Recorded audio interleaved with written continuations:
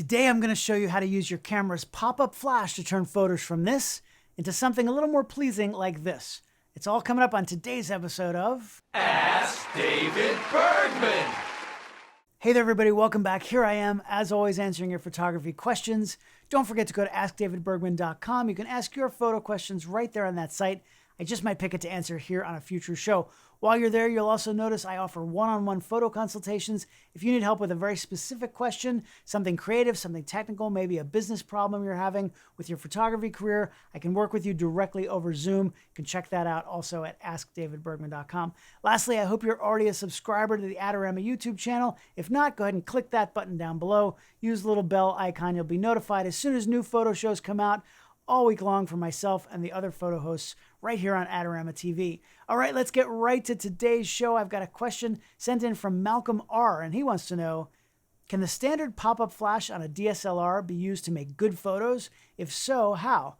Thanks, Malcolm, for sending that in. I'm sure you all know what he's talking about. What he means by the pop-up flash is many cameras will have that little blink, that little pop-up flash that pops up right from your camera, right? Now, he wants to know if you can make good photos with that. What's wrong with this thing? Well, there are actually a few issues that make it challenging to make quality photographs with that little flash. First of all, that light is very harsh. What it's going to do, it's going to give you hot spots on skin. It's also going to give you some really nasty shadows. If your subject is close to a wall or something like that, you'll see a shadow behind them, and you might see shadows under their nose or under their chin, and it's really a harsh light, right? A very hard light. Also, since that light is very close to in line with the lens, like it's basically right about the same angle as the lens from your subject's perspective, right? When you do that, your chances of getting red eye are very high. Now, of course, my mannequin friend won't have that issue, but us red-blooded humans definitely will have more red eye with a pop-up flash than if you bring that flash off the camera and have it at a different angle. In general, for me, I'm going to try to avoid using that pop-up flash unless I really have no other choice. In many cases, I'd actually rather turn up my ISO and really push the limits of that and just use the ambient light in the room than using that pop-up flash if I can avoid it. This picture was shot at 3200 and it's perfectly fine. I had decent light here in the studio. So now, Malcolm, you wanted to know if you can actually use the pop-up flash to make good photos. Well, of course, good is somewhat subjective, but there are some things you can do to improve the light for sure. Now, one of the reasons the light is so nasty is because it's a very small light source. This thing is relatively tiny, right? So, and it's firing straight at our subject. So we need to change that. Now, of course, you can't take the light off of the camera or point it in another direction without, moving your lens as well, right? But there are some inexpensive devices you can actually buy that are going to make the light slightly bigger. One that I found is this one here. This is the Movo Photo SB3. It's $6 at Adorama, and it's a little finicky, right? And it doesn't stay on super well. Basically, what you do is you put it over the front of the camera here, and the back part you're going to tuck into the hot shoe. On this particular camera, it actually, because it's kind of curved under there, this doesn't stay on. I was able to hold it and make a picture with it, but what it does, it makes this light a tiny bit bigger, right? It's going to be a little bit bigger than without it. But when I made a picture with it, I really found that because so much light was coming out of the middle of this thing, it's really not that much different, practically speaking, than if you were using just the pop-up flash by itself, because most of the light is still going straight forward, so it's not going to be that much of a difference. It fills in the shadows a little bit because there's some light bouncing around from other angles in the studio, but not really that much. Now, I think about when I use my big cameras in a fast-moving situation where I don't really have a chance to set up something like a large umbrella or a softbox. What I'm going to do is take this is my Canon 600 EXRT, and if it's just on the camera and I'm moving around and I don't have a chance to take it off and do something like that, what I'll do is I'll twist it up, which this flash does nice and conveniently, and then what I'm going to do is point that flash so the light is going, instead of straight towards my subject, it's going to bounce up at the ceiling. And then what happens is the light bounces off the ceiling and sometimes even off the walls around me if they're close enough. And then it all comes back and hits my subject, right? No light is going forward. It's all going up. And so it comes from around and comes back and hits my subject and essentially becomes a much larger light source because now the light is coming from all different angles instead of just that one tiny spot. So So it's going to fill in some of those shadows and really look like a much softer light than just using it directly. Now, pop-up flash is much less powerful, of course, than that 600EX, but you're going to be much better off if you could at least get some of that light to go up and out instead of simply facing forward.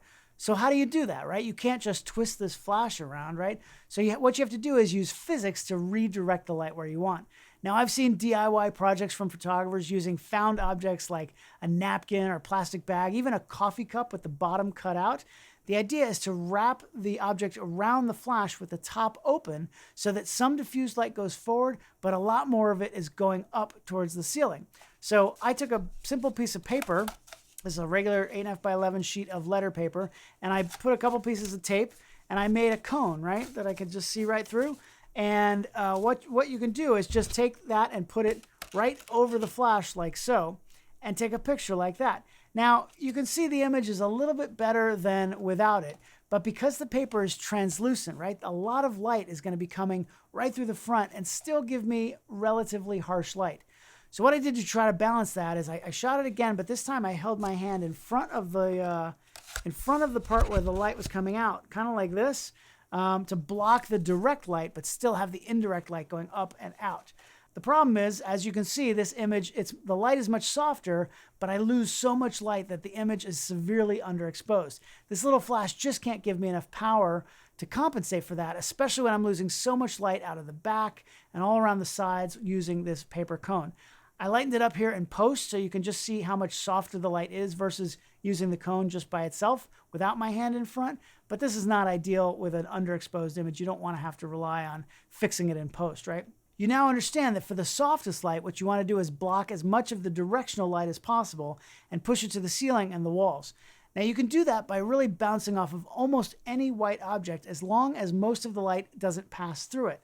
Something like a business card or a postcard should work really well. This here is actually a piece of 4x6 heavyweight photo paper, and you want to use white, by the way, of course, because otherwise the light is going to pick up that color before it comes back on your subject, and you're going to have a strange color cast. But the trick with something like this, now this is not translucent, so only a little bit of light is going to come through here. What you want to do when you're taking the picture is hold this at a 45-degree angle right in front of your flash, right? So what that's going to do is not much light is going to go through there because it's relatively thick, right, and heavy. But it's going to force most of the light to go up. It's going to bounce at the angle, right? If you know your, billiard balls, right, how the physics works, that light is going to come forward and going to go straight up. So it's going to force most of that light up towards the ceiling. And as you can see, this actually works really, really well. Now, if your subject is next to a white wall, there's something else kind of fun you could do. You could angle the card differently. You could kind of do it more like this. So, I don't know if you can see that angle, but more at a 45-degree angle, pushing the light sideways. And what that's going to do, it hits the wall and spreads out. It's not going much to the ceiling as much, but to the wall, spreads out, and then bounces back, giving you a really nice, soft, side-lit portrait. All of that happening just from the simple built-in pop-up flash. Now, of course, the challenge with this setup is it's just kind of a pain in the butt to use that for more than 1 or 2 frames. There are things that you can get that are going to stay in place a little better, and so you don't have to mess with it like a cone or a piece of paper, right? Good example is this here. This is made by Sto-Fen, the same company that's known for these little plastic diffusers. So they make this one that goes onto the hot shoe of your flash, of your camera, excuse me, and then it sort of permanently on there. Not permanently, but it's on there. You don't have to touch it while you're shooting. This thing's $10 at Adorama, and because it pushes the light out in all directions, including forward, it's going to fill in a lot of those shadows. Now, because some light does go through the front, it's not as soft as that bounced postcard, but it's way better than using direct flash. It's kind of a nice compromise if you don't want to deal with holding a postcard in exactly the right position frame after frame. Now, keep in mind that none of this is going to help you outdoors because there's nothing for the light to bounce off of. The light that doesn't go straight forward just goes off in every direction, and it's never coming back.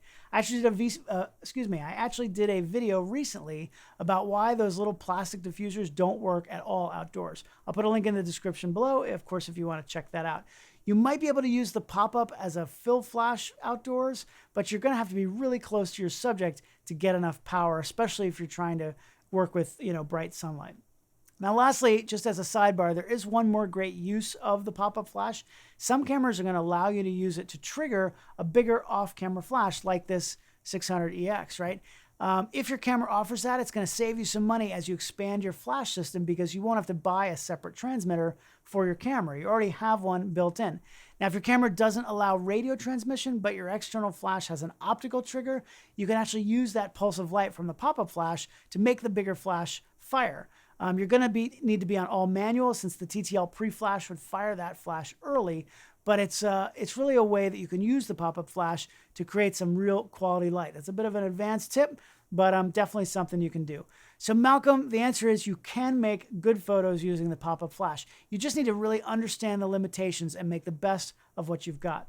Do you guys use pop-up flash on your camera? Maybe you have some unique ways to soften the light that you've tried. I want to know the craziest things you've tried, and if they worked or if they didn't work, let me know down in the comments below. Remember also, if you want your questions answered on this show, go to askdavidbergman.com, fill out that form, and I'll be back here every Monday. I'll be back with a brand new question next Monday, 10 a.m. Eastern, right here on Adorama TV. Thanks so much for joining me. See you next time on Ask David Bergman.